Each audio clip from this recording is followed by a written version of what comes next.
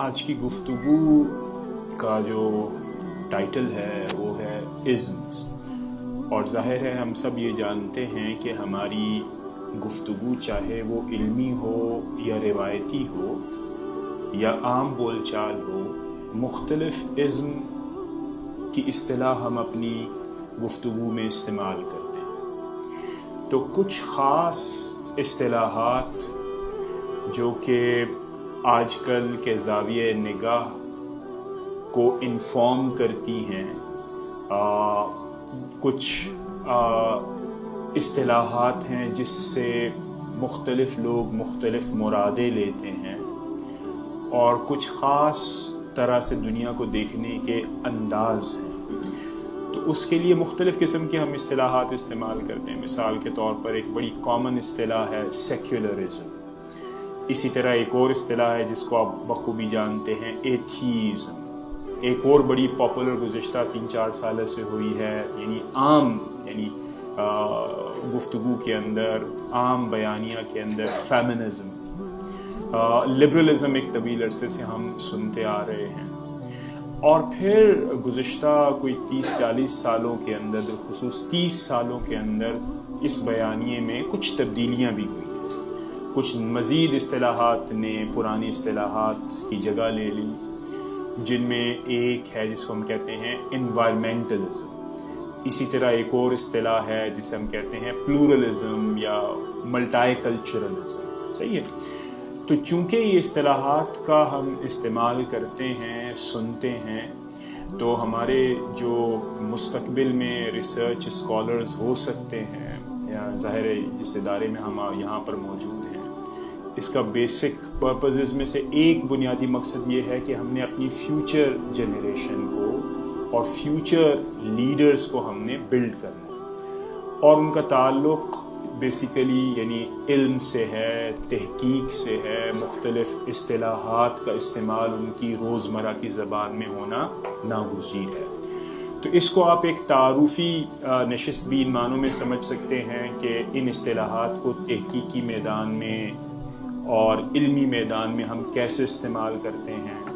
Popular language جیسے کہ ہوتی ہے، مثال کے طور پر جلسوں کے اندر، ٹی وی شوز کے اندر، اس کے اندر اس اصطلاح کو جب ہم استعمال کرتے ہیں تو بعض لوگ اس کے پولیٹیکل میننگز بھی لے رہے ہوتے ہیں۔ تو فرق کرنے کے لیے کہ علمی میدان میں اس ازم کا کیا مطلب ہے، تحقیقی میدان میں کیا ہے، اس کے اوپر لٹریچر کیا ہے، اس کی مختصر سی تاریخ کیا ہے، اس کے فریم ورکس کیسے استعمال کیے جاتے ہیں، تو ایک تعارفی نشست کے طور پر ہم نے یہ چاہا کہ ہم اس کا تعارف آپ جیسے نوجوان جو فیوچر کی ہماری لیڈرشپ ہے اس کے سامنے پیش کیے جائیں۔ اس میں جو سوالات ہوں گے انشاءاللہ تعالیٰ کوشش کریں گے ان کے جوابات ہم آپ کو دیں گے۔ اس کو اسلامک ریسرچ گلاسز کے ساتھ آپ کیسے جوڑ سکتے ہیں، انشاءاللہ تعالیٰ اس حوالے سے بھی ہم بیان کریں گے۔ جو فیوچر اسکالرز ہوتے ہیں جو کہ مختلف ایریاز تلاش کر رہے ہوتے ہیں ریسرچ کا، کہ ریسرچ گیپ کہاں ہے، اگر ہم اس طرح کا کام کرنا چاہیں تحقیق کا تو کیسے کر سکتے ہیں، اس کی آڈینس کیا ہے، ضرورت ہے یا نہیں ہے، تو ان تمام چیزوں کے حوالے سے جو بھی ممکنہ علمی اور تحقیقی مدد ہو سکتی ہے، تعاون ہو سکتا ہے، وہ ہے۔ تو بیسیکلی یہ ہے ہمارا بنیادی مقصد اس ازم کے حوالے سے، گفتگو کا کے انداز کے حوالے سے۔ اچھا، چونکہ ابھی تعارفی ہم چند جملے کہیں گے، اور اس میں سے جو پہلی چیز تو یہ ہے کہ یہ ازم ہوتے کیا ہیں۔ تو بیسیکلی دیکھیں، سب سے پہلی بات تو یہ ہے کہ ان کو عام سمجھنے کے لیے ہم یہ کہہ سکتے ہیں کہ یہ دیکھیں، یہ ایک اینک ہے جو کہ رنگین اگر میں لگا لوں تو مجھے یہ کمرہ جو ہے، فرض کریں کہ اگر گرین گلاسز ہوں گے تو مجھے ہر چیز گرین نظر آنا شروع ہو جائے گی۔ اس میں یہ بلیک کلر کا کیمرہ ہے، صحیح ہے، فرض کریں کہ یہاں پہ جو چیئرز ہیں، یہ دیواریں ہیں، تو اس کا کلر شیڈ ہونا شروع ہو جائے گا۔ تو بالکل ازم ایسے ہی ہوتے ہیں۔ مثال کے طور پر اگر آپ ایتھیزم ایتھیسٹ ہیں تو آپ ہر چیز آپ کو اسی اینگل سے نظر آتی ہے، پھر آپ معاشرے کو اس انداز میں دیکھتے ہیں، کلچر کو اس طرح انٹرپریٹ کرتے ہیں، پولیٹیکل سسٹم کو ایسا دیکھنا چاہتے ہیں۔ کسی سے آپ گفتگو کریں گے، دلائل دیں گے، دلائل کی بنیاد بھی وہی گلاسز ہوں گے۔ تو ازم میں اکثر ایسا ہوتا ہے، جو اس کی پہلی جس کے اوپر آپ کو نظر رکھنی ہے وہ کیا ہے کہ یہ سسٹمیٹک ہوتا ہے، یعنی ایک کے بعد دوسری اس کی تمام چیزیں فالو ہوں، تو سسٹمیٹک ہوگا، لاجیکل ہوگا. تو یہ وہ اینک ہے جو کہ مختلف لوگ لگا لیں گے، ان کے گلاسز پنک ہو سکتے ہیں، گرین ہو سکتے ہیں، اسکائی بلو ہو سکتے ہیں، اور پھر ان گلاسز کو چڑھانے کے بعد ان کو اسی انداز میں، ایک سسٹمیٹک انداز میں وہ دیکھنے کی کوشش کرتے رہیں گے. دوسری بات آپ نے نظر میں رکھنی ہے کہ یہ ہیومن کنسٹرکٹس ہوتے ہیں. ہیومن کنسٹرکٹ سے کیا مراد ہے کہ مختلف معاشروں کے اندر لوگ اپنی ضروریات، اپنے تعصبات کو پروجیکٹ کرنے کے لیے گلاسز بناتے ہیں. ٹھیک ہے، اپنی ویلیوز کو کنسٹرکٹ کرنے کے لیے بعض اوقات وہ گلاسز بناتے ہیں کہ اگر ہم یہ نہ چاہیں یا بعض اوقات کچھ مسائل سامنے آ جاتے ہیں تو وہ اس کے اندر بناتے. تو لہٰذا اس کا مطلب کیا ہوگا، اگر یہ ہیومن کنسٹرکٹس ہیں یعنی انسانوں نے خود بنائے ہوئے تو یہ فالبل ہوتے ہیں. فالبل ہونے کا مطلب کیا ہوتا ہے کہ اس کو ریجیکٹ کیا جا سکتا ہے، اس کے اوپر ڈیبیٹ کی جا سکتی ہے، اس کے اوپر کرٹیک کی جا سکتی ہے، اس کو نئے متبادل زاویہ نگاہ سے بدل سکتے ہیں. ٹھیک ہے، تو پہلی بات کیا ہے کہ یہ یعنی سسٹمیٹک اینکیں ہیں جس سے دنیا آپ کو معاشرے اس کی اقدار نظر آنا شروع ہو جائیں گی. دوسری بات کیا ہے کہ یہ فالبل ہوتے ہیں.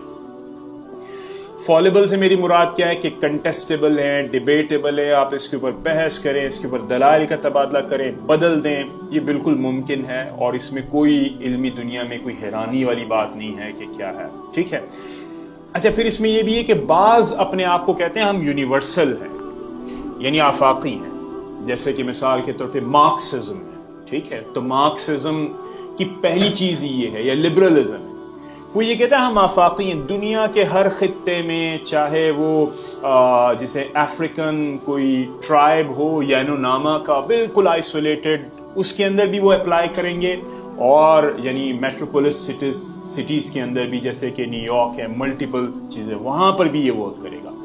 لیکن بعض ازم ایسے ہوں گے جو کہ کنٹینجنٹ، یعنی بعض لوگوں کے اوپر ورک کریں گے، بعض لوگوں کے اوپر وہ ورک نہیں کریں گے. ٹھیک ہے، تو یہ ڈسٹنکشن بھی ہمارے ہاں ایگزسٹ کرتی ہے ازمز کے اندر. تو ابھی تک جو میں نے بات کی وہ کیا کی کہ ازم کا کیا مطلب ہے. ازم کا مطلب ہے ایک خاص انداز میں دیکھنے کا، دنیا کو دیکھنے کا زاویہ نگاہ، ورلڈ ویو ہم اسے کہتے ہیں. یہ سسٹمیٹکس ہوتے ہیں بعض. ٹھیک ہے، دوسری بات یہ کہ یہ فالبل ہے. ٹھیک ہے، یہ کوئی پرماننٹ نہیں ہے، تو لہٰذا اس کو آپ تنقید کریے، اس کو بدل دیجئے، آپ بدل سکتے ہیں. اور تیسرا کیا ہے کہ یہ بعض یونیورسل کلیم کریں گے اپنے بارے میں، وہ ہیں یا نہیں یہ تو آپ ظاہر صاحب نظر لوگ بتائیں گے کہ بھئی یہ اپلیکیبل ہے نہیں. تو اسی چیز کو ہم نے ایکسپلور بھی کرنا ہے کہ کیا یونیورسلز ہیں یا نہیں ہیں. اچھا جی، اب ہم آتے ہیں اس کے اوپر کہ مثال کے طور پر ہمیں کیوں ضرورت تھی. تو میں نے اس میں شروع میں ہی بتایا کہ چونکہ بہت زیادہ عام ہوتے ہیں، بعض اوقات ہم کنفیوز کر رہے ہوتے ہیں دو چیزوں کو ملا کر، ہم یہ سمجھتے ہیں اس کے اندر بھی ہم اسپیس تلاش کر سکتے ہیں. بعض اوقات اسپیس ہوتا ہے، بعض اوقات نہیں ہوتا. تو اس کی بنیادی معلومات، بنیادی تعارف ہونا چاہیے تاکہ کہیں پہ ہم مس یوز نہ کریں، اور کہیں پر اگلا آدمی جب استعمال کر رہا ہے تو آپ کو پتا ہو کہ اس کا بیک گراؤنڈ کیا ہے، یہ کہاں سے آ رہا ہے، اس کی مین دلیل کیا ہے. ٹھیک ہے، اور تاکہ آپ اس کے اندر اسپیسز تلاش کر سکتے ہیں تو وہاں پر تلاش کریں. وہاں پر آپ تنقید کرنا چاہیں تنقید کیجئے، اس کو ایکسیپٹ کرنا چاہیں تو آپ ایکسیپٹ کیجئے. لیکن یہ بیسک معلومات دے دے گا کہ دراصل دلیل کیا ہے، کس کانٹیکسٹ میں بات ہو رہی ہے، اس کی امپلیکیشنز اور ریپرکشنز کیا ہیں. تو اسی وجہ سے ہم کر رہے ہیں. اور ڈیفینیٹلی یہ ایک ایسا فورم ہے جو کہ ریسرچ اورینٹیڈ ہے، کوئی پروپیگنڈا مشینری نہیں ہے. تو ظاہر ہے جو ہمارے دوست سے بھی میں پوچھ بھی رہا تھا تو سب لوگ بتا رہے تھے کہ کسی نہ کسی ایجوکیشن انسٹیٹیوٹ سے ان کا تعلق ہے، ریسرچ ان کا فیوچر کا موضوع ہے. تو ظاہر ہے اس کو ہم دیکھ رہے ہیں. ہم لوگ ابھی کافی ازمز ہیں، مثال کے طور پہ ہیومنزم ہے، ہم نہیں ڈیفینیٹلی اس کو ڈسکس کر رہے فی الحال. اسی کے ساتھ ساتھ اسپریچولزم ہے، مسٹسزم ہے، فنڈامنٹلزم ہے، ایکسٹریمزم ہے، کافی ازمز ہیں. لیکن ہم نے یعنی کچھ بالکل ابھی ریسنٹ جیسے کہ 90s کے ڈیکیڈ سے 2001 کے آنورڈ جو اصطلاحات آئیں ان کو ہم نے لیا ہے. کچھ پرانی ہیں، ابھی بھی وہ ورکیبل ہوتی ہیں، لوگ ان کو استعمال کرتے ہیں. تو میں نے مکس کیا ہے تاکہ ہم اس کو ایک لحاظ سے دیکھ لیں, تاکہ اگر فرض کریں آپ کی سجیشنز مستقبل میں ہوئیں کہ نہیں ہمیں اس کی بھی ضرورت ہے, تو ڈیفینیٹلی اس کو بھی ہم کریں گے. تو اگر آپ دیکھیں گے ایک طرف تو آپ کو نظر آئے گا environmentalism, multiculturalism, secularism, postmodernism, postcolonialism, capitalism, liberalism, communitarianism, یہ اصطلاح ہمارے ہاں کم استعمال ہوتی ہے لیکن بہت ریلیونٹ ہے, فیمنزم اور ایتھیزم, ان سب سے آپ واقف ہیں. تو ہم سب سے پہلے یہاں سے اپنی گفتگو کا آغاز کرتے ہیں کیپٹلزم. اس کے حوالے سے بڑی گفتگو ہوتی بھی ہے. اس کے بارے میں ایک نظریہ جو کہ بڑا پاپولر ہوا کافی حد تک, وہ اس کا تعلق کارل مارکس کے ساتھ تھا. ہم سب جانتے ہیں کارل مارکس یہ ہیں, اور یہ 19th century ہسٹورین بھی ہیں, سوشل سائنٹسٹ بھی ہیں, اکانومسٹ بھی ہیں. تو یہ ہیں. تو ہمارے ہاں کیپٹلزم کے بارے میں ایک عام رویہ, اور ظاہر یہ مغرب میں بھی ایک طویل عرصے رہا, ایسا نہیں کہ صرف ہمارے یہاں ہی ہے, وہ یہ ہے کہ it is an economic model, یعنی صرف اس کا تعلق مارکیٹ سے ہے, لیکن یہ کوئی پوری زندگی گزارنے کا منہج نہیں ہے. زندگی یہ وہ اینک نہیں ہے جس میں آپ سوسائٹی کو بھی دیکھیں گے, آپ کلچر کو بھی دیکھیں گے, آپ ریلیجن کو بھی اسی طرح انٹرپریٹ کریں گے, آپ مارکیٹنگ کو بھی ویسے دیکھیں گے. نہیں, بعض جو ابتدا میں یہ آیا تو اس کا خیال یہ تھا کہ یہ محض ایک اکنامک ڈسٹریبیوشن ہے. کیا ہے؟ اکنامک ڈسٹریبیوشن ہے. آواز دیکھیے گا, ایکو نہ کرے بس. تو اب دیکھیے کر رہی ہے, تھوڑا سا ایک نہیں جا رہی, ٹھیک ہے چلو, اگر بات آ رہی ٹھیک. تو مثال کے طور پہ دیکھیں اکنامک ڈسٹریبیوشن کا مسئلہ تھا. اکنامک ڈسٹریبیوشن کا کیا مطلب ہے کہ جو معاشرے میں ہم چیزیں بناتے ہیں, پروڈکشن کرتے ہیں, تو اس کو ہم ڈسٹریبیوٹ کیسے کریں. ٹھیک ہے, یہ نظریہ تھا. اور مارکس نے اس کو ایک تاریخی جبر کے طور پر انٹرپریٹ کیا تھا. اس نے یہ کہا تھا کہ دیکھیں ہمیشہ سے معاشرے جو ہے نا کچھ نہ کچھ پیداوار کا عمل ہوتا ہے ان کے ہاں, کچھ نہ کچھ چیزیں پیدا کی جاتی ہیں. بعض اوقات وہ کھیتوں میں ایگریرین سوسائٹیز کے اندر ہوتی ہے, پھر اس کے بعد انڈسٹریلائزیشن ایولیوشن آیا تو وہ پروڈکشن کا عمل میسو ہو گیا, انڈسٹریز میں آ گیا. تو پروڈکشن تو انسان کا جوہر ہے. تو پہلے اسٹیج میں جسے ہم کہتے ہیں پریمیٹیو کمیونزم, ٹھیک ہے, پہلے اسٹیج میں انسان پروڈکشن کرتا تھا. نیسسریلی کچھ چینجز آئی تو اس کے نتیجے کے اندر ہم آگے فیوڈل سوسائٹی. فیوڈل سوسائٹی کے بعد پھر جب ایگریرین جب کھیتوں میں پروڈکشن ہوتی تھی تو اس کے بعد ایک نئی کلاس مرچنٹس پیدا ہوئے. تو اس کے نتیجے میں پھر انڈسٹریل ریولوشن آ گیا, اور اس کے نتیجے میں معاشرہ بدلا, اور پھر وہ آ گیا کیپٹلزم. کیپٹلزم سے اس کا یہ خیال تھا کہ ایک اور اس کے اندر کوئی کانفلکٹ ڈیولپ ہوگا فیوچر کے اندر, اور مارکس کی پریڈکشن یہ تھی کہ کیپٹلزم بدل جائے گا کمیونزم سوشلزم کے اندر پہلے, اور پھر وہ کمیونزم میں چینج ہو جائے گا. تو پروڈکشن کے عمل کے اندر کچھ ایسے کانفلکٹس ہوتے ہیں جو کہ معاشرے کو بدل دیتے ہیں. لہٰذا کیپٹلزم محض تاریخ کا ایک فیز ہے جو کہ بدلا جائے گا کس سے؟ سوشلزم سے, اور پھر بعد میں کمیونزم سے. کمیونزم اس نے جو پینٹ کیا تھا وہ بڑا انٹرسٹنگ ہے, اگر آپ وہ دیکھیں گے تو آپ کو بڑا دلچسپ لگے گا. اور وہ یہ تھا کہ مثال کے طور پر آپ اگر یہ دیکھیں, مارکس یہ کہتا تھا کہ کمیونزم ایک ایسا دور ہم دیکھیں گے جبر کے تحت, پروڈکشن کے جبر کے تحت, کہ جس میں انسان کا کوئی پروفیشن نہیں ہوگا. وہ جبری کوئی کام نہیں کرے گا کہ اگر میں بائی پروفیشن لیکچر ہوں تو مجھے اب یونیورسٹی میں جا کے لیکچر ہی دینا ہے, اس سے میری پروڈکشن بھی ہے, میرا کنٹریبیوشن بھی ہے, میری یہی شناخت. نہیں, وہ یہ کہے گا یہ سب آئیڈینٹیٹیز ختم ہو جائے گی اور انسان ایک فریڈم کی بالکل کلائمیکس پہ ہوگا. وہ کہتا تھا کہ صبح وہ کمیونزم میں کیا ہوگا, ہنٹ ان دا مارننگ, صبح جا کے شکار کرے گا, واپس آئے گا فش ان دا آفٹرنون, دوپہر میں جا کے فشنگ کرے گا, rear cattle in the evening, شام میں آئے گا تو بھینسوں سے دودھ دوئے گا, اور شام میں جب بیٹھے گا تو شیکسپیئر کے اوپر کرٹیسزم کرے گا, criticising after dinner.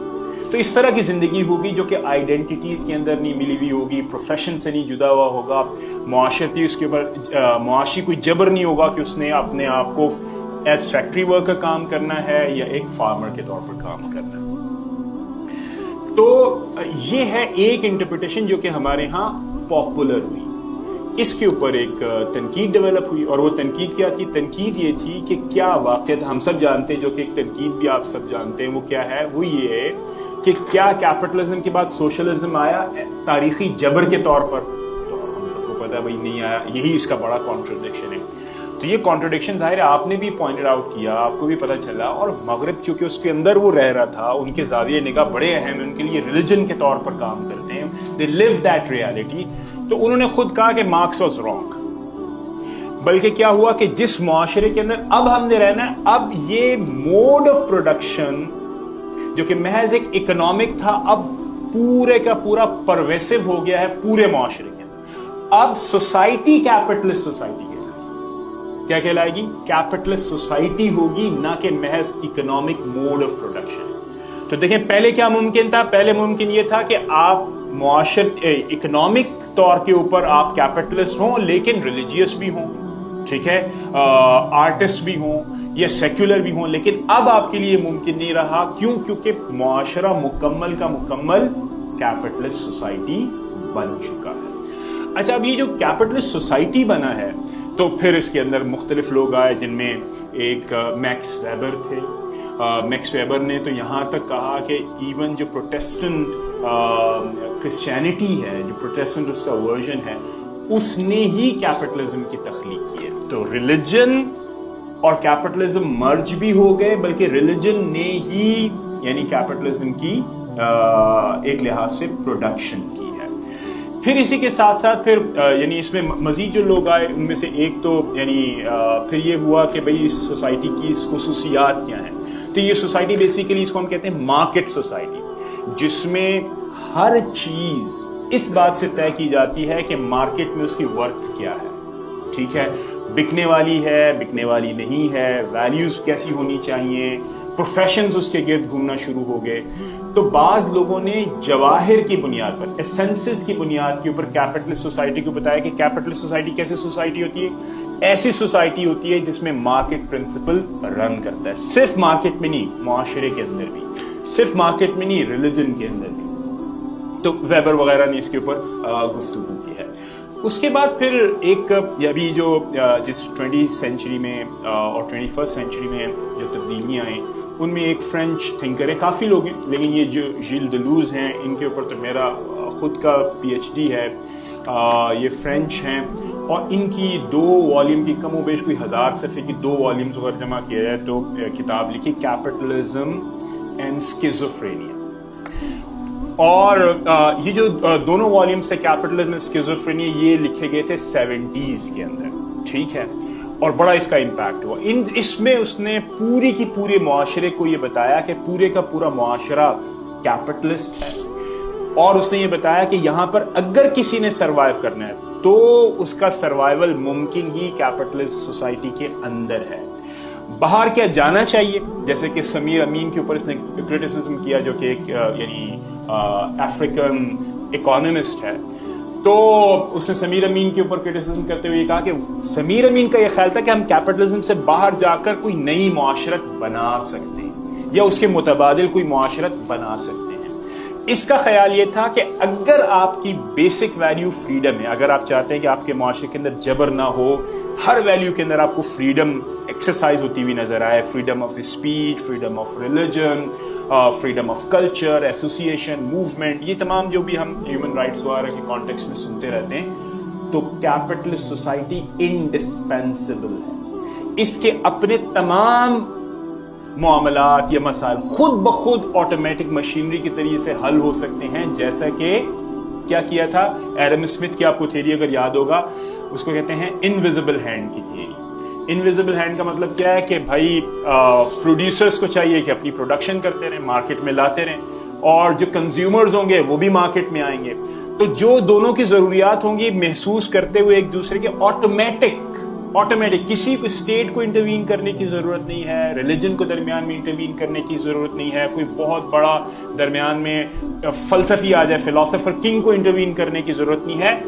Automatic process کے ذریعے سے سوسائٹی کے اندر پیس آ جاتا ہے. یہ کس کی تھیوری تھی؟ ایڈم اسمتھ کی. تو کافی حد تک سملیرٹیز آپ کو یہاں پر بھی نظر آئیں گی ڈیلیوز کے اندر, کہ آپ کیپٹلسٹ سوسائٹی کو چلنے دیں, جو مسائل ہوں گے آٹومیٹکلی حل ہوتے رہیں گے اور فریڈم ممکن رہے گا. اور سمیر امین کی اس نے اس بات کو بھی ریفیوٹ کر دیا کہ باہر متبادل ہیں یا نہیں. یہ بات آپ کی سمجھ میں آ گئی؟ تو اس کو میں اب کنکلوڈ کر رہا ہوں. کیپٹلزم یعنی بیسیکلی جو ہمارے ہاں ایک عام تاثر ہے کہ is it just an economic interpretation of the society, کہ صرف مارکیٹ کے اندر لین دین کے معاملات ہیں, پرائیویٹ پراپرٹی کے معاملات ہیں کہ بھئی یہ میں اون کر سکتا ہوں یا نہیں کر سکتا. یہ over the period of time change ہو کر اب ایک پوری معاشرت کی تھیوری اور بلکہ پورا گلوبل ورلڈ کو ہم کہتے ہیں کہ یہ کیا ہے, یہ کیپٹلسٹ ورلڈ ہے. ایک اور مجھے یاد آ رہی ہے اپنی پریزنٹیشن جو کہ ٹرکی میں دینے کا اتفاق ہوا, اور اس میں بھی بنیادی طور پر یہ تھا کہ پورا گلوبل ورلڈ دراصل کیا ہے, ایک کیپٹلسٹ ورلڈ ہے. It's not just an economic theory, صحیح ہے.